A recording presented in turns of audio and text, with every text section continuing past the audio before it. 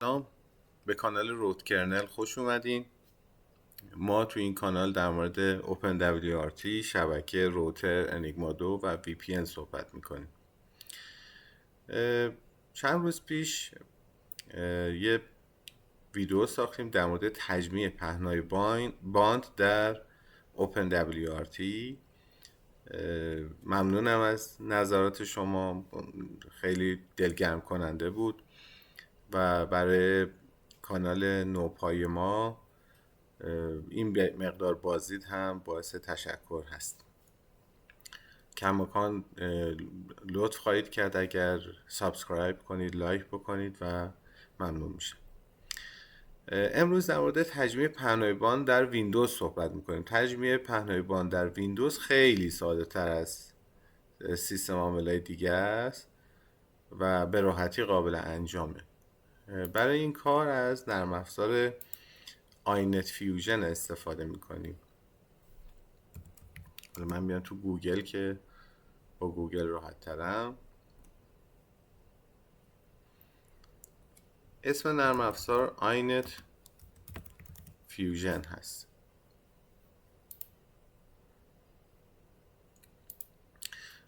منتها ما این نرم افزار $90 پولشه و خودتون میدونید که آینت فیوژن رو چجوری دانلود بکنید. بعد از دانلود و نصبش روی ویندوز من الان با کابل اینترنت دادم به پیسیم و از طریق موبایل هم اینترنت رو هات اسپات کردم روی پیسی. یعنی من از طریق موبایل الان اینترنت دارم، از طریق کابل هم اینترنت دارم. کجا اینو ببینم؟ توی نتورک کانکشن هم که وارد میشم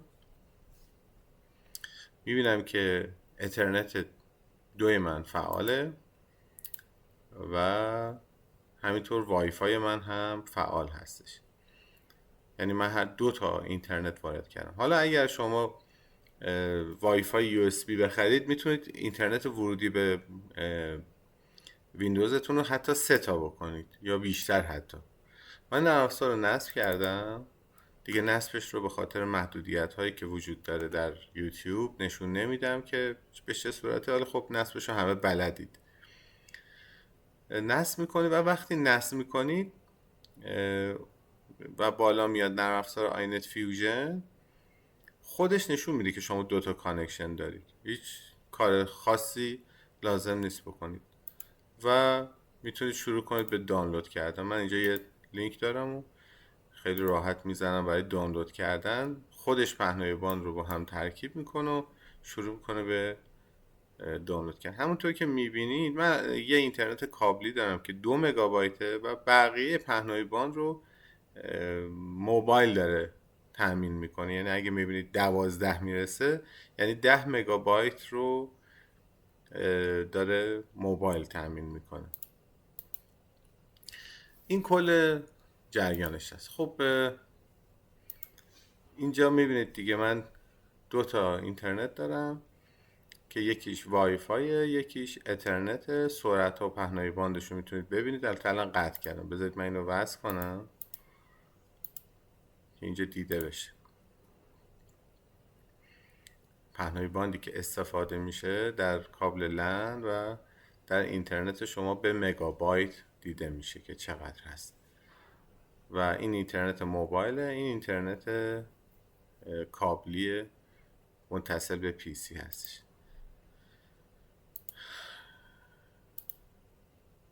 و عرض کنم خدمتتون که حالا من دانلود قطع کنم. شما میتونید اینجا توی وای فای یا توی لنتون گزینه یوزیج میترینگ رو از حالت آنلیمیتد در بیارید. سقف سرعت برای اینترنتی که در حال دانلود هست یا در حال تجمیع هست بذارید. میتونید این رو بذارید. الان من اگه بذارم 1024 اینترنت هم تا 1 مگابایت کاهش پیدا میکنه. اینو میذارم مثلا روی مگابایت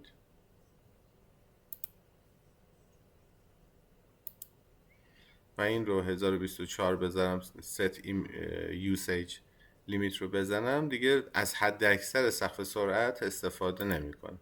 این در مورد اون شبکه هم هست. تو شبکه هم میشه همین کارو کرد. میشه این گزینه unlimited رو تیکش رو برداریم و سرعت مورد درخواست خودمون رو بزنیم. ببخشید.